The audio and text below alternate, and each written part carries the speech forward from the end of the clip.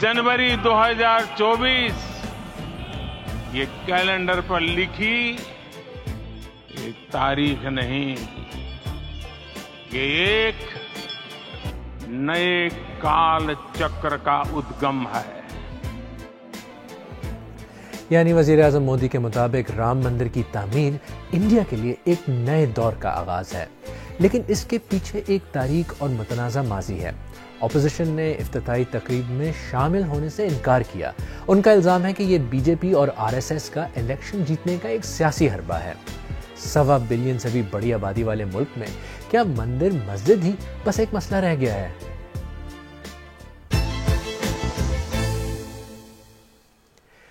वज़ीर-ए-आज़म मोदी के मुताबिक राम मंदिर की तामीर हिंदुओं के 500 साल के सब्र का फल है और उनकी एक शानदार कामयाबी है। दूसरी जानिब इंडियन नौजवान आगे से आगे बढ़ने के ख्वाब देख रहे हैं। अहम सवाल यह है कि क्या मंदिर की सियासत अवाम के मसाइल हल करेगी? लेकिन पहले ये देखते हैं कि राम मंदिर है क्या। ये एक नए काल चक्र का उद्गम है। राम मंदिर का इफ्तिताह दुआया गीतों और मजहबी रसूमात के साथ हुआ।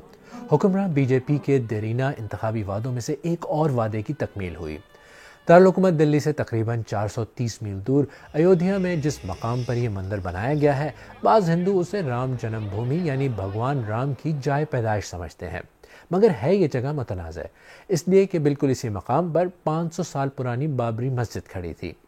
हिंदू बलवाइयों ने 1992 में अचानक धावा बोलकर इसे गिरा दिया था, जिसके बाद फसादात में कमोबेश 2000 अफराद मारे गए थे, जिनमें अक्सरियत मुसलमानों की थी।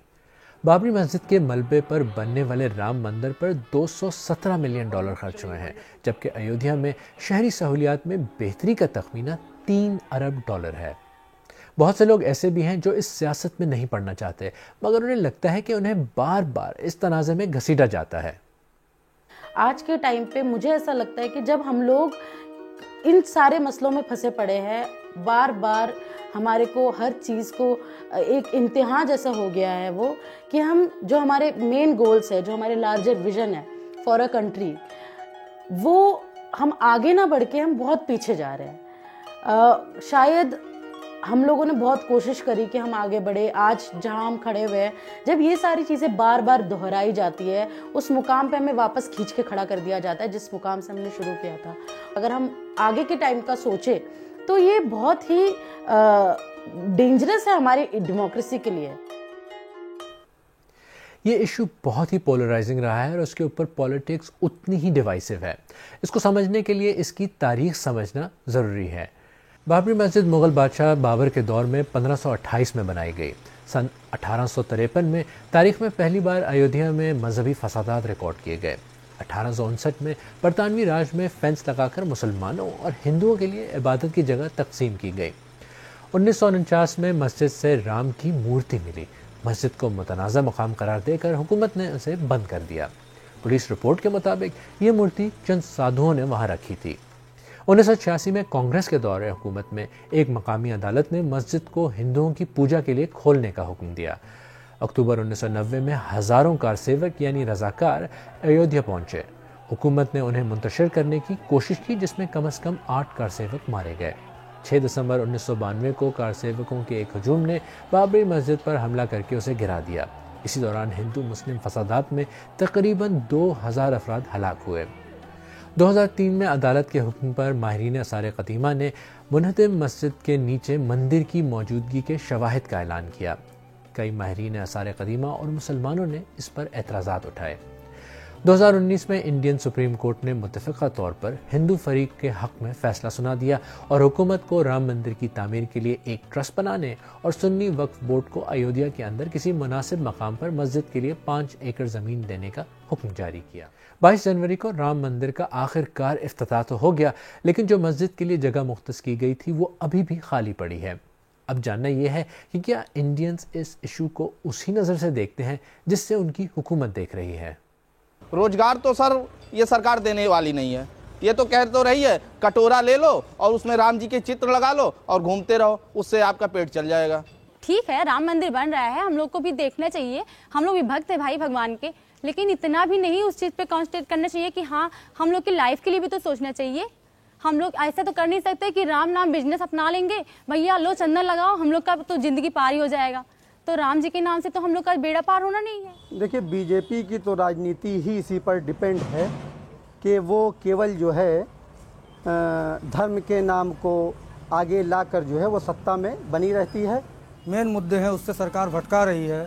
केवल हर जगह जहाँ देखो वहाँ विज्ञापन चल रहा है, राम मंदिर, राम राज आ गया। अब आप बताइए ये कैसा राम राज है? लोग रोजी रोटी के लिए तरस रहे हैं, ये जनता को भटका रहे हैं। बस मंदिर एक बहाना है, 2024 का चुनाव जीतना है। बीजेपी को तो उम्मीद है कि वो इससे अपने हिंदू वोट बैंक को मजबूत बनाएगा, लेकिन मुल्क में करोड़ों अफराद इंतहाई गुर्बत की ज़िंदगी गुजारने पर मजबूर हैं। एक तरफ गुर्बत है तो दूसरी जानिब मुल्क मजहब की बुनियाद पर डिवाइड हो रहा है। क्या ये अच्छी पॉलिसी साबित होगी?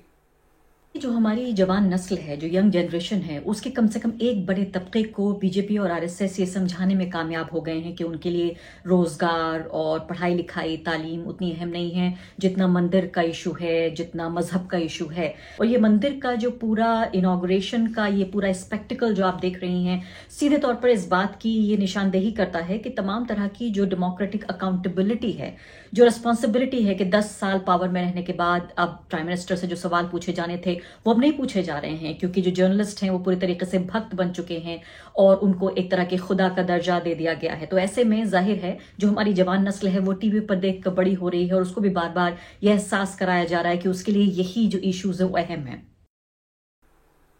इंडियन चैनल्स पर वॉल टू वॉल कवरेज है और ये इशू सोशल मीडिया पर भी प्ले आउट हुआ, लेकिन हर कोई इससे खुश नहीं है।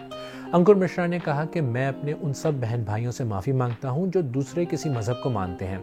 जो कुछ भी हो रहा है वो सेक्युलर इंडिया के तस्वर को ख़त्म कर रहा है। रंजना बनर्जी ने कहा कि मिडिल क्लास इंडियंस 1992 और 2002 में मॉब से खुद को महफूज समझते थे। वो बदमाश, लफंगे और गुंडे थे। कौन जानता था कि 2024 में मिडिल क्लास खुद मॉब बन जाएगी। उन्होंने तंजन बीजेपी का नारा भी लिखा कि मोदी है तो मुमकिन है, लेकिन एक बड़ी तादाद में लोग और सेलिब्रिटीज इसे वजीर आजम की बहुत बड़ी कामयाबी समझते हैं और इस पर खूब जश्न मना रहे हैं। बीजेपी से वाबस्ता चारू प्रयाग्या ने कहा कि अगर नरेंद्र मोदी जी वजीर आजम न होते तो सुप्रीम कोर्ट का फैसला हमारे हक में न आता, क्योंकि जब कांग्रेस हुकूमत में थी तो उन्होंने तो श्री राम के वजूद का ही मुकम्मल इनकार किया था। एक तरफ इंडिया में एक बड़ा तबका राम मंदिर का जश्न मना रहा है, लेकिन माहिरीन का कहना है कि कुछ भी हो जाए मोदी हुकूमत को बेरोजगारी, तालीम और डेवलपमेंट के बारे में जवाबदेह होना होगा। जहां तक मंदिर और मस्जिद पर सियासत और तनाज़ात का सवाल है तो ये राम मंदिर बनने के बाद भी ख़त्म होता नज़र नहीं आ रहा, क्योंकि इस वक्त इंडियन अदालतों में 2 मज़ीद मसाजिद पर केस चल रहा है कि वहाँ भी हिंदू मंदिर थे।